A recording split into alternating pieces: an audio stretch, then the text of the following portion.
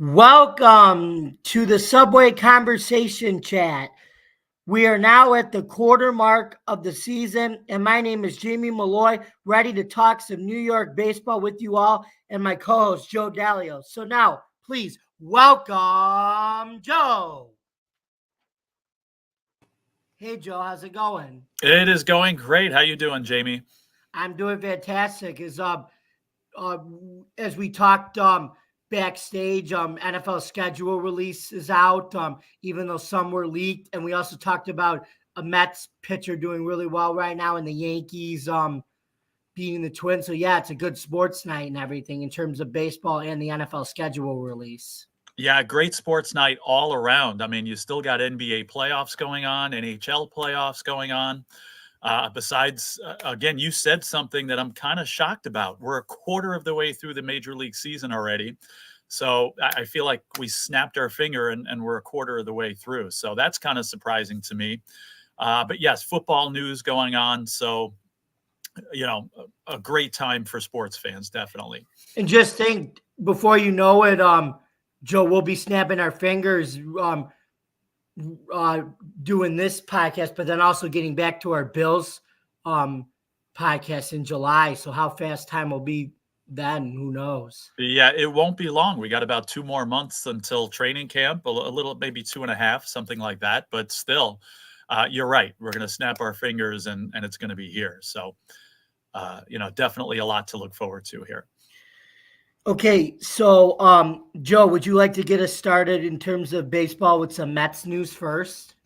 Yeah, we'll give you some transactions and things like that. And, I haven't had to talk a lot about injury news with the Mets, fortunately, but now a few of those creeping in and things like that. And actually some good news with injuries that had happened earlier in the season. So, pitcher David Peterson, who was, a good part of the rotation the last few years, he was injured, but now, I mentioned last week that he was doing a rehab stint in St. Lucie, which is, their A ball team. Now doing a rehab assignment in Binghamton, which is the Double A team. So certainly moving back, and they're expecting him. I guess he's eligible to go off the disabled list May 27th. So a couple of weeks away, and they say that at this point, if things continue to go well, that he should be with the team shortly after that and be able to pitch shortly after that. So, again, pitching depth has been big for the Mets all season, especially in the bullpen. Lots of pitching depth there. And I'll give you some of the information about the starters, and some specific stats a little bit later in the show. But, definitely some depth now, and especially coming up. Somebody we haven't been talking about a lot is that's been, quote, ghosted, it seems like lately, is Kodai Senga. We haven't talked much about him. He's been out of the picture and, of course, was the ace of the bullpen last year. And still no official word. They kind of backtracked a little bit, and almost it seems like from the news that I was reading that it was Kodai himself that kind of backtracked and said, his arm is healthy, but he wanted to spend some time working on mechanics. So, it doesn't surprise me, I guess, because I wasn't really optimistic about him coming back soon. And, it seems like, he doesn't have an official timetable. They're saying, maybe June. I tend to think it's going to be more late June, around the halfway point of the season. So, the good news is that, it seems like he's coming back and it's not like a major long-term thing, and if he does come back at that time, you're going to have a strong Senga here, who's, again, he missed half the season, so he's going to be at full strength. And, at the end of the year, you got to worry about pitchers getting tired and wearing down and pitching a lot of innings. So that's certainly not going to be the case for him. So if he's effective, he's certainly going to be a valuable piece to that starting rotation. So other players here, Francisco Alvarez, he's been out on the IL, and the official injury with that, I just kind of found this out, was a torn ligament in the thumb. So he's going to be out until late June. So probably another month and a half for him. That hurts the Mets offense, which was hurting already. So to have one of the most productive hitters out of the lineup for another month and a half is certainly going to make a difference, and he'll be missed.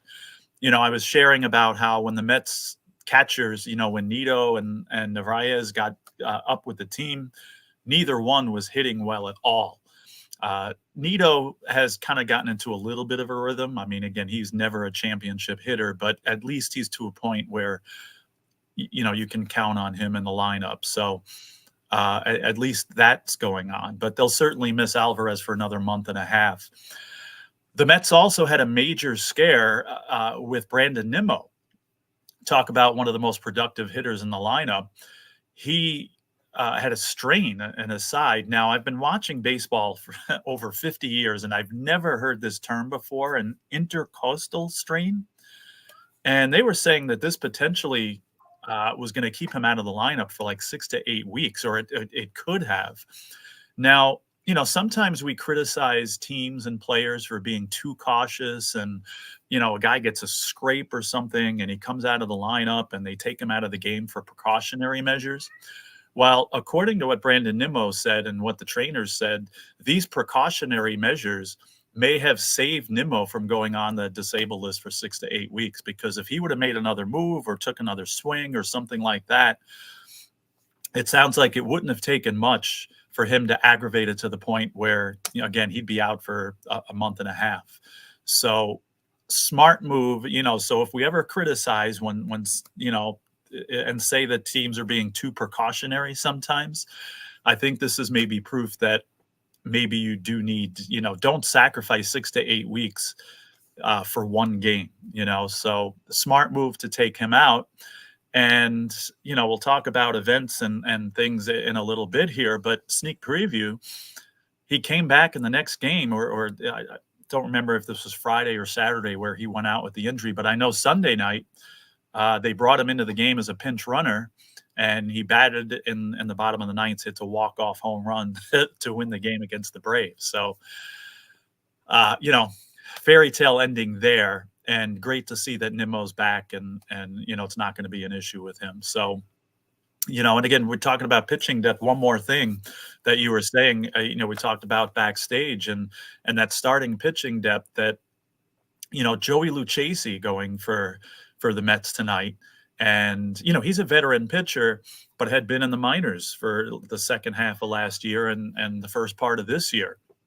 So getting his opportunity, last I looked, I mean, he was pitching well. He pitched 4 innings, only gave up 1 run. He gave up a home run, but just 1 run, 3 hits in those 4 innings. So again, I keep saying it, but pitching depth, if these guys that they have now continue the way they are, and, some of these other guys come back and pitch well, pitching depth galore. And I read something too about even potential trades if the Mets are not in it. So I'd hate to see some of these guys go, but it gives them a little bit of leverage if later on, they're, looking to sell some of these guys. So, that's basically the transaction news for the Mets as of now. And, Jamie, I'm going to have you tell us what's going on as far as Yankees news there. Well, Joe, thank you very much. You did a great job there. So we also have injury updates with the Yankees, and we're going to begin with DJ LeMahieu. The third baseman had 4 or 5 live at-bats yesterday in Tampa, Florida at the Yankees complex. Due to some inclement weather, LeMahieu was only able to get his batting in, but wasn't able to get any defensive workouts in. The veteran infielder will head back to New York and is scheduled to start a rehab assignment around May 16th or 17th. Now, moving on to Garrett Cole, or as I call him, Old King Cole. Yeah. The shifty right-hander threw roughly 36 pitches in a bullpen session yesterday in Tampa, Florida, as the Yankees complex. Cole will head back to New York and will return to work on his continuing process.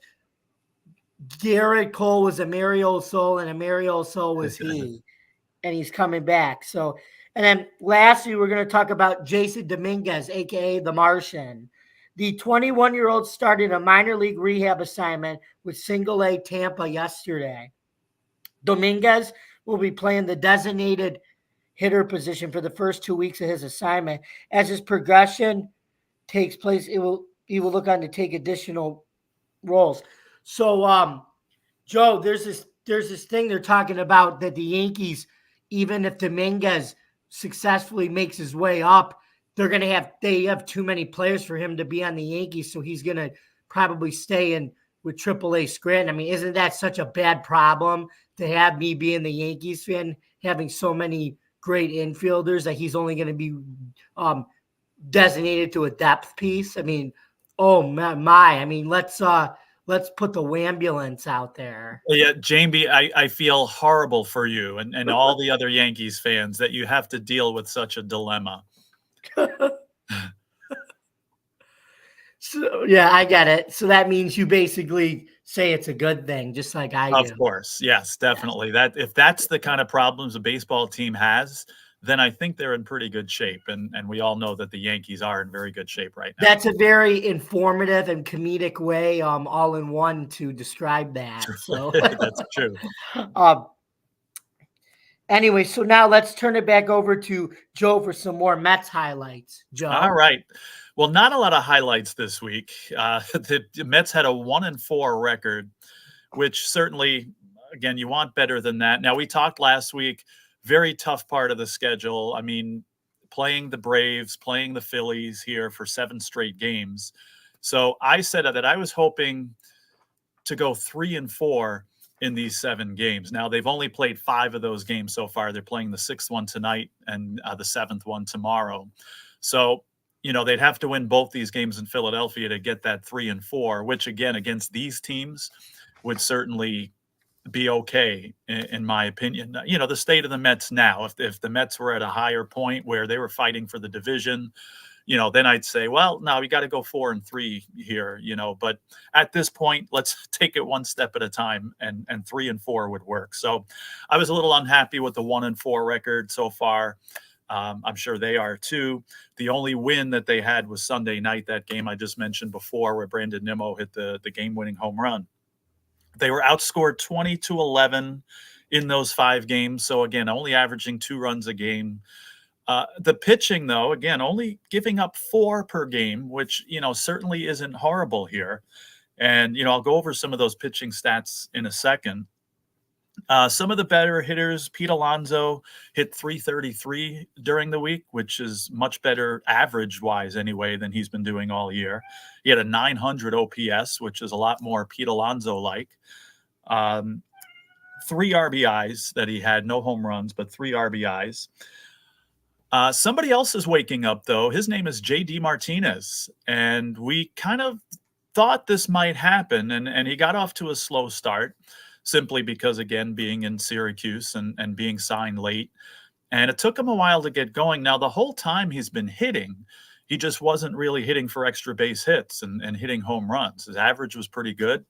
But now we're getting to a point where, again, we're starting to get some of those extra base hits. He had a home run, 3 RBIs, 826 OPS, which is, you know, significantly above average. So he's definitely getting going, and that would certainly be a great sign for the Mets offense, you know, if he could consistently do that.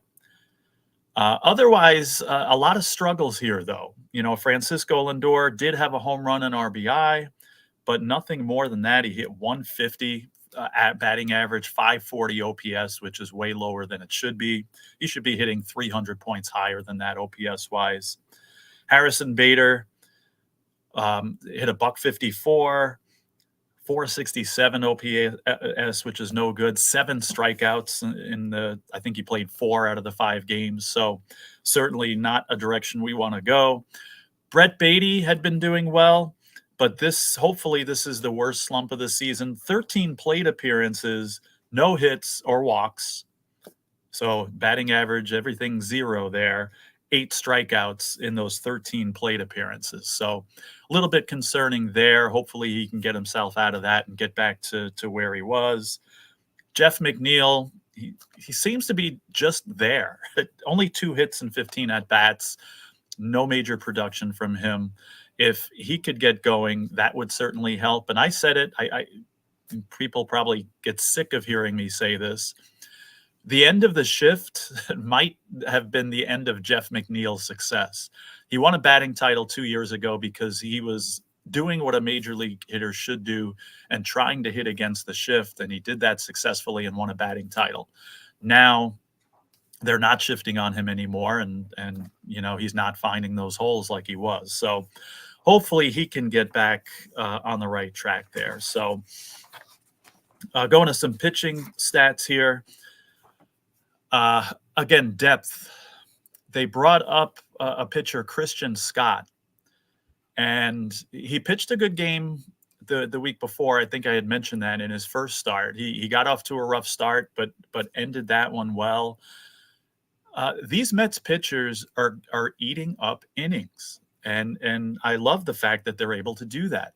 It's not putting a strain on the bullpen, and it's not like these guys are pitching deep into games. I mean, you and I both agree, Jamie, that we want the days where, pitchers pitch 8-9 innings at a time. If it was up to me, they'd pitch 12 innings a game, the starting pitchers, but you know what? So I like to see pitchers go along, but I like to be realistic in this day and age.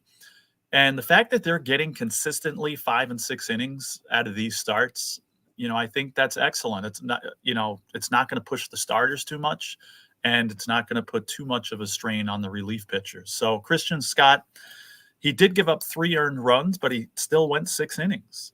And he had 8 strikeouts in those 6 innings, only gave up 6 hits.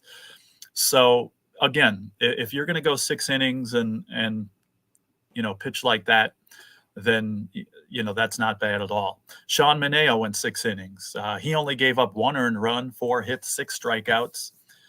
Jose Butto and Severino each pitched 5 2/3, or actually 5. They gave up 2 runs each. Butto in his 5 innings just gave up 1 hit. So, they continue to be productive. Bullpen struggled a little bit. Edwin Diaz had another blown save in the Braves series there. The Mets were up when he came in, and he blew the save. It was his second blown save of the season. So a little concerning there. He did get 1 save during the week. He got the save in the game that they actually, that must have been before because the Mets won walk-off, in the Nimmo one. So I put down that he had a save, but that must have been maybe before this week here. But anyway, so far through the season, I mean, you look at these starters' ERAs. Luis Severino has a 3.0 ERA. If you would have told me that in the beginning of the season, I would have been very happy. And a 3 ERA is amazing. Sean Manaea, 3.05. Jose Butto, 3.08. 3 starting pitchers with 3 ERAs there. That is excellent. And again, with the depth coming, that's going to make for some excellent competition there. In the bullpen, again, some struggles. Ottavino struggled this week again. They had like a 4.5 ERA, but he's, hopefully going to come back down to where he was. The top guy in that bullpen in middle relief, Reed Garrett, is 5-0 right now with a 1.43 ERA over the season. That's over the entire year. So, certainly providing some stability there. You got him going, those other guys like Diekman that are consistently good. And then you get to Ottavino, then you get to Diaz. So pitching is certainly not the problem for the Mets here. And again, with statistics like these, and again, the fact that they're pitching 5-6 innings a game most of the time, certainly I love the balance. They're not pushing their starters too far, and they're not, overutilizing the bullpen. And especially with the depth they have in that bullpen, they don't have to overutilize guys. So certainly pitching is the bright spot for the Mets, both starting and the relief. So hopefully that will continue. And again, it might even improve once they bring those other guys in. If they can start hitting a little bit, get right back in this thing. And, they're only a game or 2 under 500. So, or last I looked anyway, I think they, with this 1-4 swing, it might be below that a little bit, but, certainly still a reason for hope. And they're 1 winning streak away from being right in the playoff race here. So That's it here. Now things are a little more positive and productive in Yankees land there. So, Jamie, why don't you tell us some of the results and everything going on this week there? Well, Joe, it's been nothing but flowers and chocolate, I guess, for the Yankees to start out. And we don't usually get to say that, but this year we do. So anyway, the Yankees starting rotation has been actually kind of a surprise too, and it's but they've done well and for themselves. And Carlos Rodon, especially coming back from his injury and pitching 6 1/3 innings yesterday and beating the Twins 5-1, who were the hottest team in baseball. But anyway, he and Nestor Cortez have successfully answered the question, I think, if they could bounce back from their 2023 seasons. And even though Nestor struggled in the game against Tampa, he did go deep in the game. It was eating up innings, which was good. Excellent. And that's another theme. The Yankees starting pitching is eating up Yankees like the Mets. So anyway, with Carlos Rodon, the lefty originally signed a 6-year, $162 million deal after 2022. But his pitches struggled in 2023 as batters were hitting 294 and were hitting .55 off the fastball in 2023. But this year, though, he's added more additional pitches, such as a changeup and a curveball, and he also mixed in his slider pitch that got a lot of Twins to chase the ball and strike out and miss wide. So that's a positive sign there. And next we can move on to Nestor Cortez. He was hampered with hamstring injuries in 2023. He can be, or the question was, could he return to his dominant 2021-2022 form? And I think he has. He has less strikeouts than last year, but is also issuing fewer walks, which is also a good counterbalance. And his cutter has been located better than last year as well. So then finally we move on to Marcus Stroman, who formerly was a Mets pitcher, who you may know. Yep. The Yanks have been getting better out of their bargain for him, I guess. The aging veteran pitcher is bouncing back and eating up innings. Last year he made the NL All-Star game in 2023, but then his second half was hampered by calf injuries.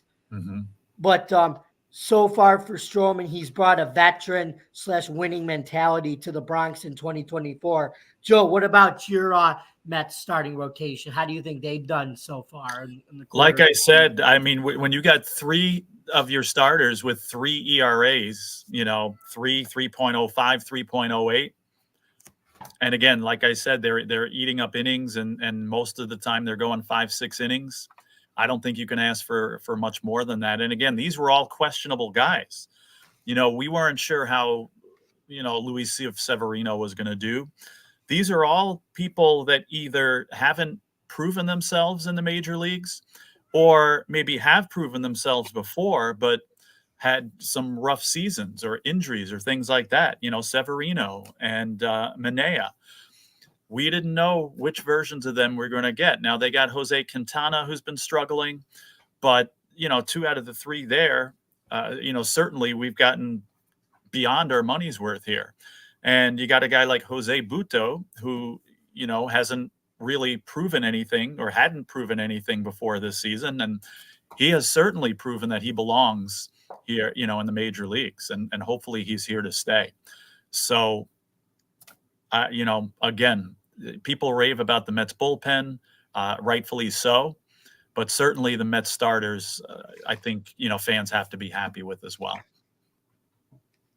And that's awesome. And so now we're going to go back to the Yankees relief pitching now. So anyway, the Yankees relievers, their bullpen has been sparkling as well. Despite injuries and being overworked, they've delivered with a combined 2.21 ERA, which is the best in the MLB. That's awesome. Yeah, it is. And we're going to start by talking about some of the relief pitchers. Let's start off with Ian Hamilton. Hammy, as I call him, has pitched 10 and a third innings with a 2.81 ERA and has had 7 strikeouts. And then we have Luke Weaver, who's pitched 16 and 2/3 innings with a 1.62 ERA and 23 strikeouts. Then we have Dennis Santana, not Carlos Santana, the one who sung Black Magic Woman.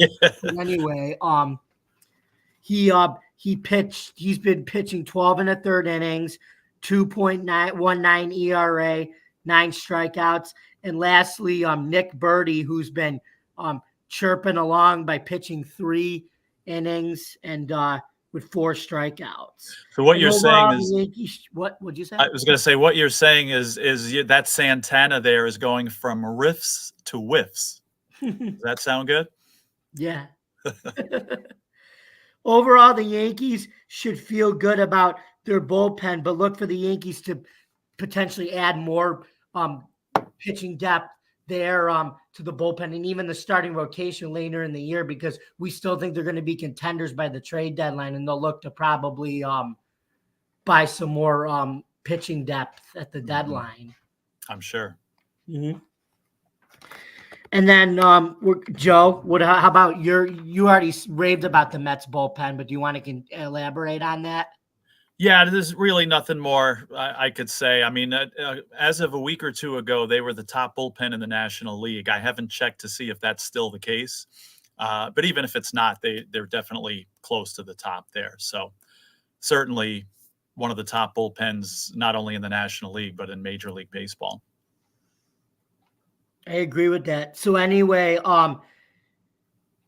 let's move on to Aaron Judge rebounding in 2024. Relax, folks. Aaron Judge is going to be just fine. Judge was hitting a woeful 174 in 23 games at the beginning of the year, but since April 23rd, Judge has now hit 317 and 75 at-bats. Wow. Judge missed a great deal of spring training, which explains his early struggles, and now he's calmed down and has let the baseball come to his bat naturally, and is just not really had to change his swing, just keep doing what he's doing, that natural power on the ball. So, Joe, what do you think of Aaron Judge bouncing back now? You're probably not surprised. Absolutely not. You know, again, there's so many times where good players miss time in spring training, and it takes them a while to get going. I mean, their spring training is the month of April. You know, and he's only going to get better. You know, it gets to a point where it gets warm. We get to June, July, August.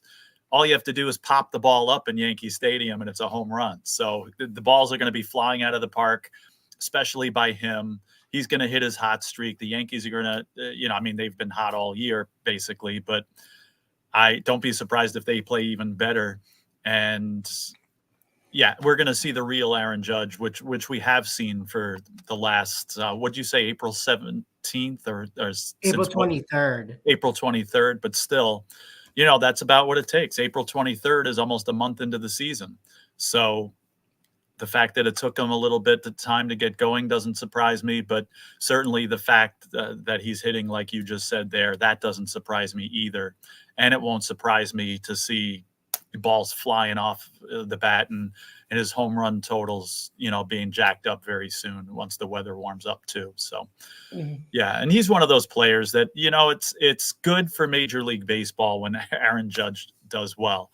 You know, there's, again, Yankee haters out there and they don't want to see that happen, but he's one of those players that whether you love the Yankees or hate the Yankees or anything in between, he's just one of those guys that you don't mind seeing succeeding. You know, you want to see him do well, and you know, myself included.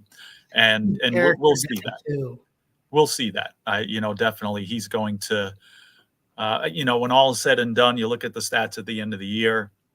Providing he stays healthy, we're going to see the true Aaron Judge stats that we're used to seeing. Mm-hmm.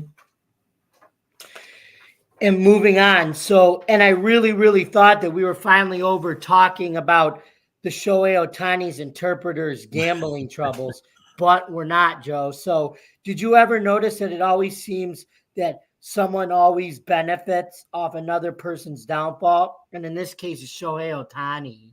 Mm-hmm. His ex-interpreters gambling scams are going to be brought to the small screen. Oh, yay, television, money.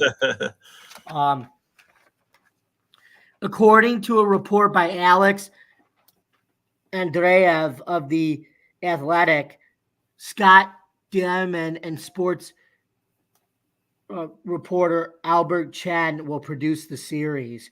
Per Andreev's report, the show will follow Ohtani's rise, including his record-setting 10-year, $700 million contract with the Dodgers in December, and the news months later that Ohtani's then interpreter Matsuhara allegedly stole $17 million from the baseball icon to pay off gambling debts. So, Joe, what do you think about these entertainment companies coming in and profiting off of these sports gambling scandals? Like, it's almost like it's being commercialized. Yeah, I hate it, to be honest with you. It's, let's glorify a major criminal act. Why don't we? Right?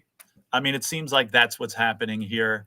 And it's ridiculous, in my opinion. I mean, if you want to glorify somebody coming to Major League Baseball from Japan and becoming one of the best players the game's had in years, count me in. I want to see that. But again, let's reward, criminal acts here, and let's reward bad behavior so that more people now, will want to do something and get famous for it or be glorified for it. So obviously, I don't want to talk too much about it because it's a negative thing and there's no room for that in society. But, Right. That's my opinion and I don't like it. Like I said, if you want to talk about Ohtani and his strides and how he made it from Japan to here, I'm listening and I'm watching. Otherwise, I really don't care, about the rest of it. Exactly. But anyway, let's move on. With that note, let's move on to another story that we've been talking about too. And this is a big one, guys. The big man out of Pittsburgh in the Steel City, Paul Skeens, finally got his chance to start for the Pirates last Saturday. Yay. Thank you, Pirates. I don't know what took you so long, but you finally made sure to do that. Anyway, the 6'6", 240-pound right-handed pitcher had a great start against the Chicago Cubs. Skeens had no problem striking out designated hitter Mike Tauchman, former Yankee, by the way, and right fielder Seiya Suzuki, earning his first 2 major league outs. The number 1 pick of the 2023 draft walked center fielder Cody Bellinger and then ended the inning by having third baseman Christopher Morel fly out. Skeens finished the day pitching 4+ innings while the Pirates won a wild game 10-9.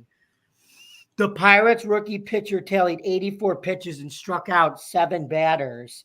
9 of his 18 first inning pitches reached the 100-mile-per-hour mark. And Skeens enabled 6 hits, 2 walks, and 3 runs in his first professional outing. Joe, aren't you glad the Pirates finally gave Skeens the chance to start in his first MLB game? And I know our producer Adam's got to be happy about that too. Yes, for sure. I was glad to see it. I track the top prospects in Major League Baseball. So, once they get to the major leagues, I'm paying attention, and especially an exciting pitcher like this, again, number 1 draft pick, people were definitely looking out for this guy, and it sounds like he certainly didn't disappoint. Again, I think, what'd you say, 9 pitches that were over 100?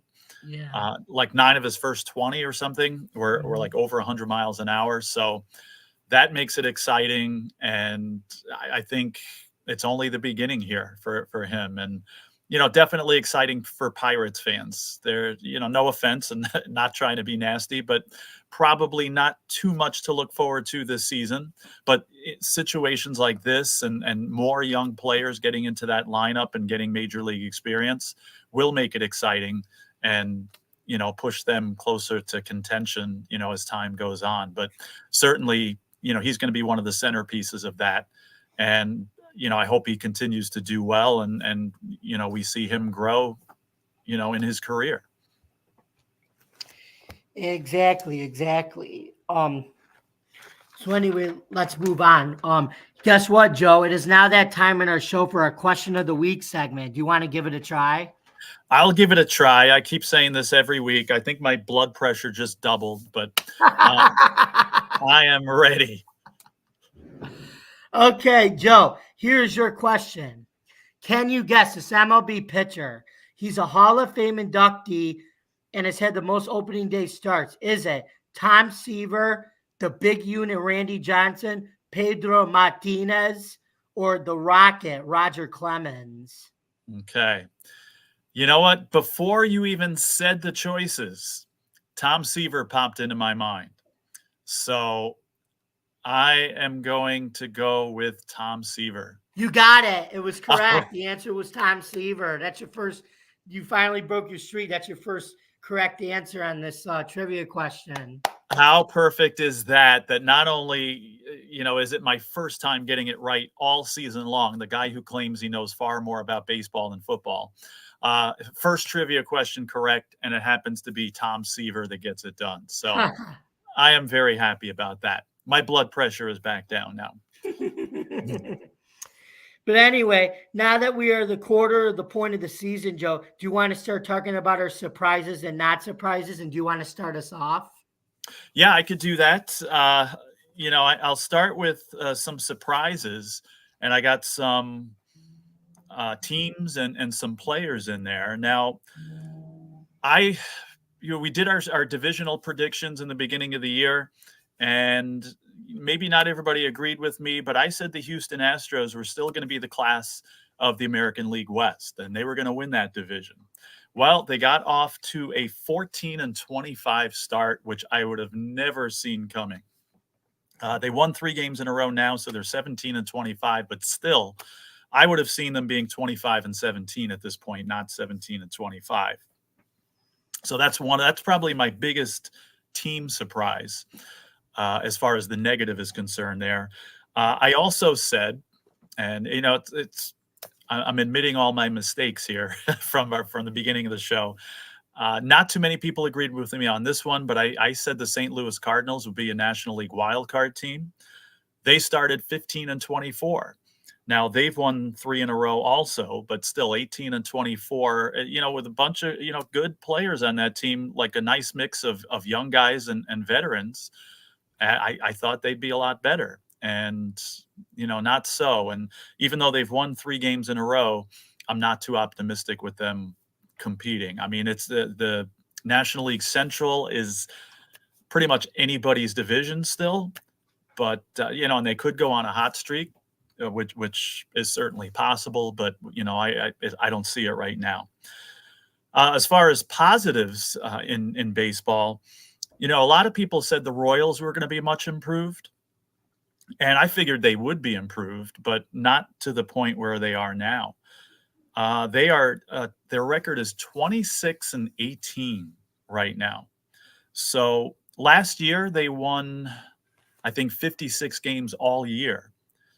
So they're almost here, like we're just past the quarter mark, and they're almost halfway to last year's win total, just past a quarter of the season. At this pace, I calculated they're set to win 95 games if they continue at this pace.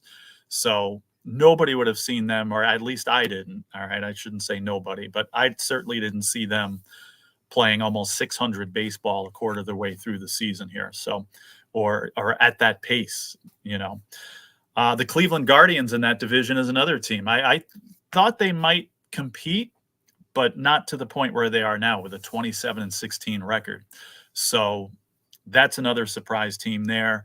And a surprise, but not so much of a surprise, is the Philadelphia Phillies. A lot of people, including myself, saying they were World Series contenders, but I didn't see them being 30-13 at this point of the season. They're just, if I'm not mistaken, the top team in all of baseball. I think they have like a .698 winning percentage, and I don't remember if that was tops in the league, but if it's not, it's very close, and they're actually in first place ahead of the Braves at this point. So whether that will stay or not, I don't know. In fact, I mentioned in last week's show that I could see them coming back to reality a little bit, but kudos to them. Otherwise, as far as not surprises with teams, I think we both picked the Yankees to do very well. We both picked the Orioles to do very well in the Eastern Division there.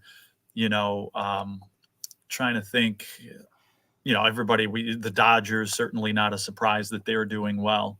So, those things don't surprise me too much there. And I guess there's also, as far as the negative side, we got some of those horrible teams in the league right now, like the Marlins, like the White Sox and the Rockies. And I guess I didn't realize they were going to be that bad.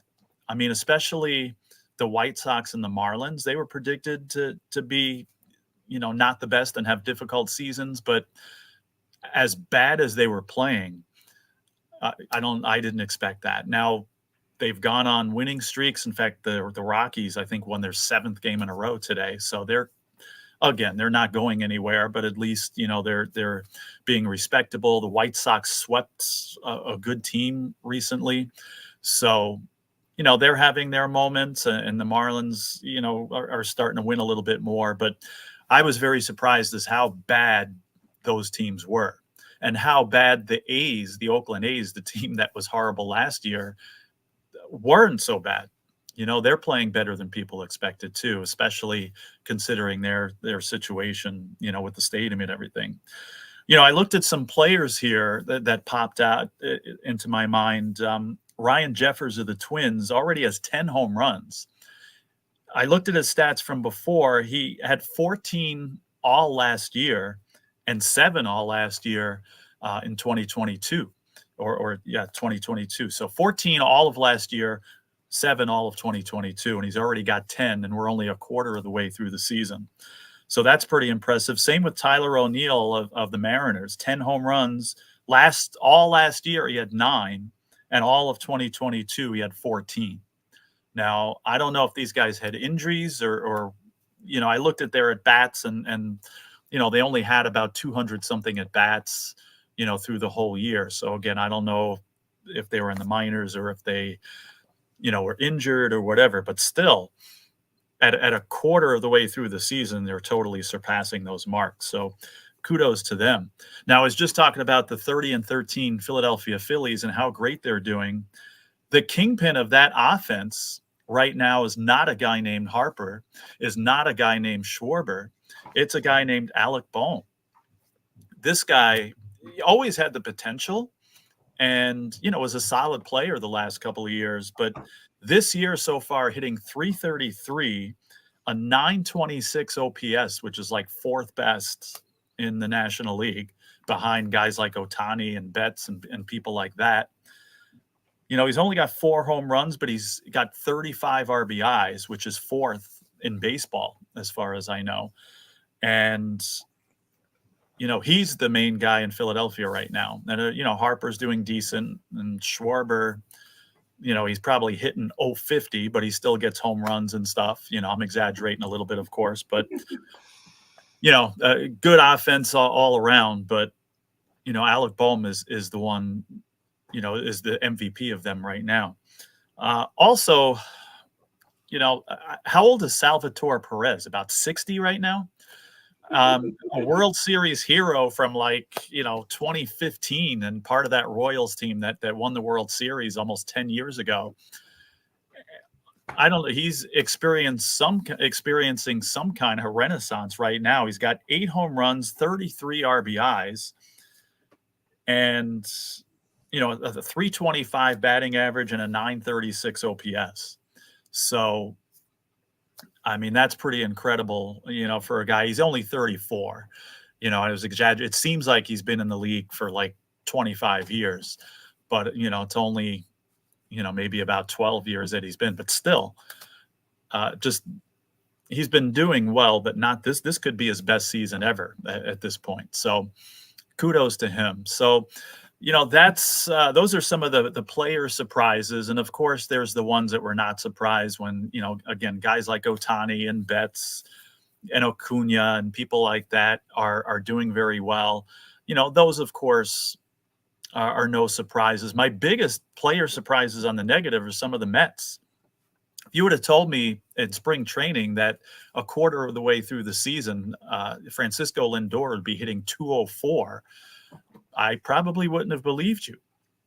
But he's hitting 204 right now, and Jeff McNeil is doing nothing. And the Mets, some of the Mets got off to slow starts, but they've come back and they're doing well now. But certainly Francisco Lindor hitting 204 is not what I expected to be talking about in the middle of May. So those are some of the things that have surprised me. And again, some things that haven't surprised me, some things are playing out exactly as we expected. So I am wondering what your surprise and no surprise list looks like as we're rounding the quarter poll here. So why don't you tell us about that?